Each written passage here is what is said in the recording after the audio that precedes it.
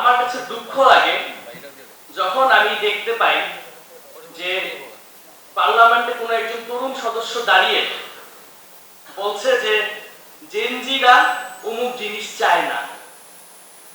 আমার প্রশ্ন, কোন জাতীয় সম্মেলনে কোন গণভোটের মাধ্যমে সেই তরুণ সদস্যকে জেনজিদের দায়িত্ব দেওয়া হয়েছে? এটি আমার সবার কাছে প্রশ্ন। অবশ্যই যে কোনো বিষয় আলোচনা, সমালোচনা এবং সংশোধন যোগ্য, কিন্তু এভাবে জেনজিদের কথা বলে, একটা জেনারেশনের কথা বলে নিজের রাজনৈতিক অবস্থানকে চাপিয়ে দেওয়া, এটি তো আরেকটি ফেসিবাদের লক্ষণ। আমরা দেখেছি মাননীয় প্রধানমন্ত্রী নির্বাচিত হওয়ার পরের দিনই তার বিরোধী দলের নেতাদের বাসায় গিয়েছেন এবং এই পুরো বাংলাদেশকে একটি বার্তা দিয়েছেন এই রাজনৈতিক সংস্কৃতি পরিবর্তনের, পলিটিক্যাল কালচার পরিবর্তনের। আমরা খুবই আশাহত হয়েছি, কিন্তু তার বিপরীতে আমরা কি দেখেছি? আমরা দেখেছি আমাদের যারা সিনিয়র রাজনীতিবিদরা রয়েছে, যাদেরকে মানুষ, এদেশের মানুষ ভালোবাসে, সম্মান করে এবং ভোট দিয়ে নির্বাচিত করেছে, তাদেরকে নিয়ে বিভিন্ন এলাকায় যে যা ইচ্ছা তাই দিয়ে মন্তব্য করছে, মুখে যা আসছে তাই বলছে।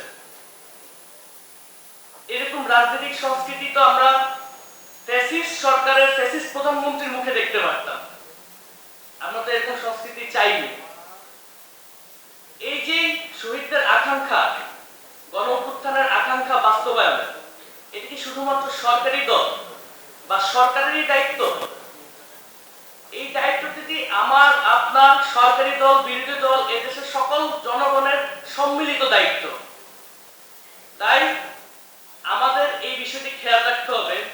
শহীদরা কিন্তু আমাদেরকে উপর থেকে দেখছে। শহীদ আবু সাইদ, শহীদ বীর মুগ্ধ, শহীদ ওয়াসিম আকরাম, তারা কিন্তু আমাদেরকে উপর থেকে দেখছে। আমি সবসময় একটি কথা বলি যে দেশকে বদলাতে হলে প্রথমে নিজেকে বদলাতে হবে। আমরা যদি নিজেদেরকে বদলাতে না পারি, আমরা দেশকে বদলাতে পারবো না। আমার কাছে আরো দুঃখ লাগে যখন জুলাই গণ অভ্যুত্থানের যে বিচার কার্যক্রম হচ্ছে, সেখানে আমরা দেখতে পাই যে যেই পুলিশ সদস্যটি শহীদ আনাসকে গুলি করেছে, তাকে নামমাত্র 3 বছরের সাজা দেওয়া হয়। যেই বিগত আইজিপি চৌধুরী আব্দুল্লাহ আল মামুন এই পুলিশ বাহিনীকে নেতৃত্ব দিয়েছিল ছাত্র জনতার উপরে গুলি বর্ষণ করার জন্য, তাকে নামমাত্র 5 বছরের সাজা দেওয়া হয় এবং সেটি নিয়ে সবাই চুপ থাকে। সেটি নিয়ে সবাই চুপ থাকে, কেউ কোনো বিন্দুমাত্র কোনো কথা বলে না। আমি তখন খুব দুঃখ পাই।